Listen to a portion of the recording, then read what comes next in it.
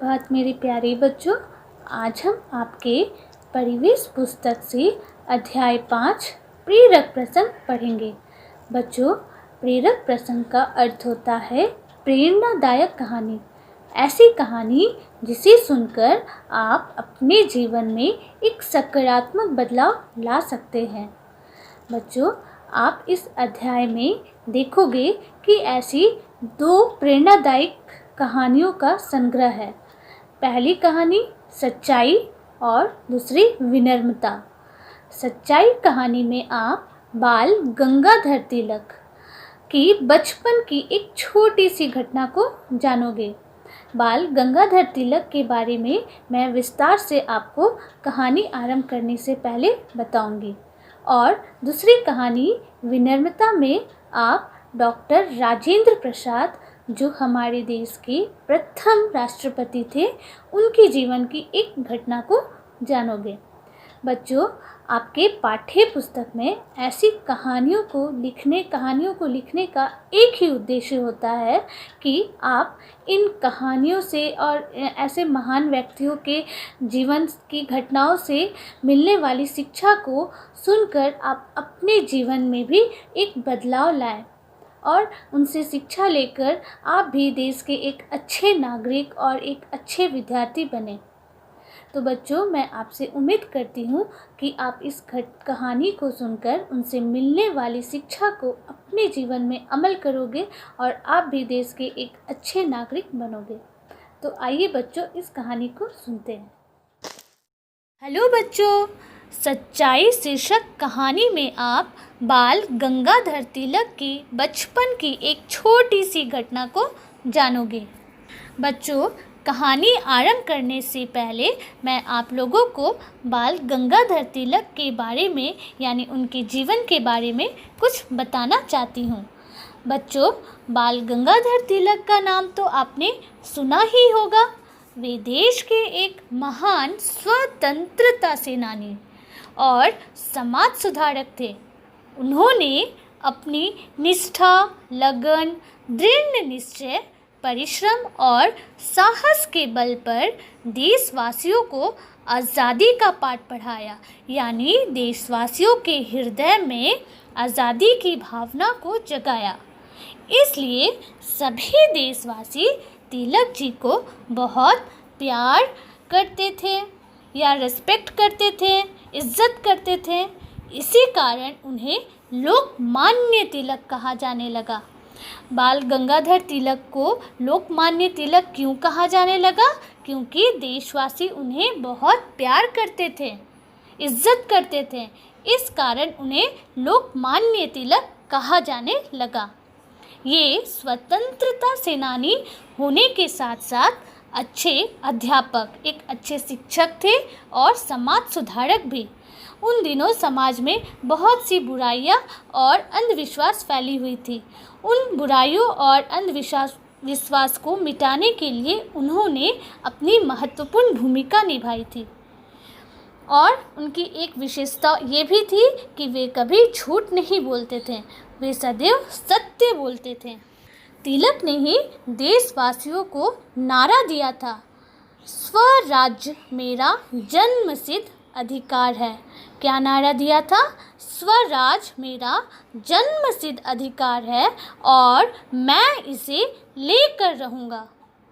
महात्मा गांधी इनके विचारों से बेहद प्रभावित थे। इनका त्याग और बलिदान सदैव देशभक्तों को प्रेरणा देता रहेगा। आइए बच्चों, कहानी को देखते हैं। एक बार की बात है जब तिलक आपकी तरह ही पाठशाला में पढ़ते थे, यानी विद्यालय में पढ़ते थे। एक दिन गुरुजी कक्षा में पढ़ा रहे थे। तिलक अपने सहपाठी से बातें कर रहे थे, यानी अपने मित्रों से बात कर रहे थे। गुरुजी ने उन्हें बातें करते देख लिया, टीचर ने उन्हें देख लिया, ठीक है। पाठ खत्म करने के बाद गुरुजी ने उन दोनों को खड़ा करके पाठ के बारे में प्रश्न पूछे। जैसे आपके कक्षा में भी होता है कि टीचर आपसे प्रश्न पूछते हैं पाठ पढ़ाने के बाद जब आप बात करते हो, तो उसी तरह तिलक जी अपने मित्र से बात कर रहे थे। शिक्षक ने देख लिया था और जब जैसे ही पाठ खत्म हुआ वे दोनों को खड़ा करके प्रश्न पूछते हैं। तिलक ने तुरंत सारे उत्तर बता दिए। उनके सहपाठी की बारी आई, मतलब उनके मित्र की जब बारी आई, गुरुजी ने उससे भी प्रश्न पूछे, परंतु वह कुछ भी ना बता सका। वह दृष्टि नीचे किए खड़ा रहा। दृष्टि नीचे किए खड़ा मतलब अपने नज़रों को नीचे करके खड़ा रहा। यह देखकर गुरुजी को क्रोध आ गया और वे गुस्सा हो गए और बोले, यदि तुम कक्षा में बातें करोगे तो पाठ कैसे याद होगा। फिर उन्होंने उसे कक्षा में खड़ा रहने की सज़ा दी। सहपाठी को दंड मिलता देखकर, यानी अपने मित्र को दंड मिलता देखकर तिलक से ना रहा गया, क्योंकि बात तो वो भी कर रहे थे, तो सिर्फ उसके मित्र को ही सज़ा क्यों मिला, इसलिए उनसे रहा नहीं गया और वे तुरंत खड़े होकर बोले, गुरुजी मैं भी बातें कर रहा था। गुरुजी ने हैरान होकर पूछा, फिर तुमने सभी प्रश्नों को सही उत्तर कैसे दे दिए। तिलक बोले, गुरुजी मुझे केवल एक बार सुनकर ही पाठ याद हो जाता है। गुरुजी को अच्छा लगा कि उसकी बुद्धि अच्छी है, वो जल्दी सुनकर याद कर लेते हैं पाठ को, और वो बहुत खुश हुए। गुरुजी तिलक की बात सुनकर बहुत खुश हुए, पर तिलक को समझाते, मतलब उन्हें समझाते हुए बोले, बेटा मुझे तुम पर गर्व है, परंतु बुद्धिमान होने का यह मतलब नहीं कि हम कक्षा में दूसरे विद्यार्थी की पढ़ाई में बाधा डालें। ठीक है बच्चों, अगर आपको जल्दी याद हो जाता है पाठ या अगर आप समझ जाते हो तो इसका मतलब यह नहीं कि आप कक्षा में दूसरे बच्चों को परेशान करें या उन्हें सुनने ना दें। ऐसे करने से तो आपको तो याद हो गया पर आपका मित्र तो कुछ नहीं समझ पाया, फिर उसे कम मार्क्स मिलेगा, फिर उसे सज़ा भी मिल सकती है। इसीलिए गुरुजी ने उन्हें अच्छे से समझाया, बल्कि हमें अपनी बुद्धिमानी का प्रयोग सही दिशा में करना चाहिए। ठीक है, यह सुनकर तिलक ने अपनी भूल स्वीकार की और अपनी गलती के लिए क्षमा मांगी। बच्चों, हमें इस कहानी से क्या शिक्षा मिलती है? अपनी गलती स्वीकार करना चाहिए और अपनी गलती स्वीकार कर उसे सुधारने की कोशिश करनी चाहिए और हमेशा सत्य बोलना चाहिए। सभी के साथ सद्भाव रखना चाहिए, अच्छा व्यवहार करनी चाहिए। तो बच्चों, मैं उम्मीद करती हूँ कि इससे मिलने वाली शिक्षा को आप अपने जीवन में ज़रूर अमल करोगे। और बच्चों, जब आप कक्षा में पढ़ रहे हो, अगर आपको पाठ समझ में आ गया तो आप दूसरे बच्चों को परेशान नहीं करोगे। ठीक है बच्चों, अब मैं आप लोगों को आप लोग जब स्कूल खुलेगा, जब आप कक्षा में आओगे, तो मैं ये ज़रूर देखूँगी किसने ये इस बात पर अमल किया है। ठीक है बच्चों, अब हम दूसरी कहानी विनम्रता पढ़ेंगे। बच्चों, इस कहानी में आप डॉक्टर राजेंद्र प्रसाद के बारे में जानोगे। डॉक्टर राजेंद्र प्रसाद स्वतंत्र भारत के, मतलब जब हमारा देश स्वतंत्र हो गया तो हमारे देश के प्रथम राष्ट्रपति बने थे। ठीक है, और उनका जन्म 3 दिसंबर 1884 को जीरादेई, बिहार में हुआ। वे अत्यंत सरल हृदय तथा विनम्र स्वभाव के थे। उनके विचार, व्यवहार तथा वेशभूषा में भारतीयता के दर्शन होते थे। जो भी उनसे एक बार मिल लेता, उनके व्यक्तित्व की छाप उसका मन मोह लेती थी। एक दिन डॉक्टर राजेंद्र प्रसाद अपने कमरे में बैठे कुछ काम कर रहे थे। ठीक है, अपने कमरे में बैठकर कुछ काम कर रहे थे। तभी उनका एक पुराना कर्मचारी तुलसी वहाँ आया। ठीक है, उनका एक नौकर कर्मचारी जो था, उनका नाम था तुलसी, वो वहाँ आए और मेज साफ करने लगा। उसी मेज पर हाथी दांत से बना एक बहुमूल्य पेन रखा था। ठीक है, बहुत कीमती, यानी हाथी दांत से बना एक बहुमूल्य पेन रखा था। वह पेन डॉक्टर राजेंद्र प्रसाद को बहुत प्रिय था।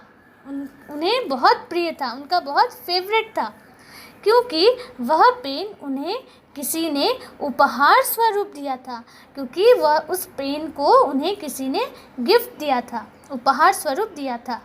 अचानक उनके कर्मचारी तुलसी के हाथ से पेन गिरकर टूट गया। अपने टूटे पेन को देखकर राजेंद्र प्रसाद को बहुत दुखी हुए। आवेश में आकर यानी क्रोध में आकर उन्होंने तुलसी को डांट दिया।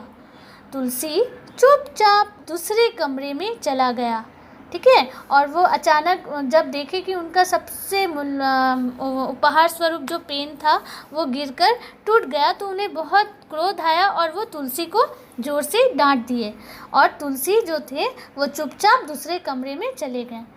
कुछ ही देर बाद राजेंद्र बाबू को अपनी गलती का एहसास हुआ। जब वो डांट तो दिए, लेकिन कुछ देरी बाद उन्हें अपनी गलती का एहसास हुआ। उन्होंने तुलसी को बुलाया और प्यार से पूछा, तुलसी काका, मैंने क्रोध में आकर आपको बहुत कठोर शब्द कहे हैं, क्या आप मुझे क्षमा कर देंगे? सोचो, देश के इतने बड़े राष्ट्रपति अपने एक कर्मचारी को काका कहकर कहे और उनसे अपनी गलती के लिए क्षमा भी मांगी, ये कितनी बड़ी बात है। राजेंद्र बाबू की बात सुनकर तुलसी चकित रह गया और उसकी आंखों से आंसू आ गया, आंखों में आंसू आ गए। वह राजेंद्र बाबू के चरणों में गिर पड़ा।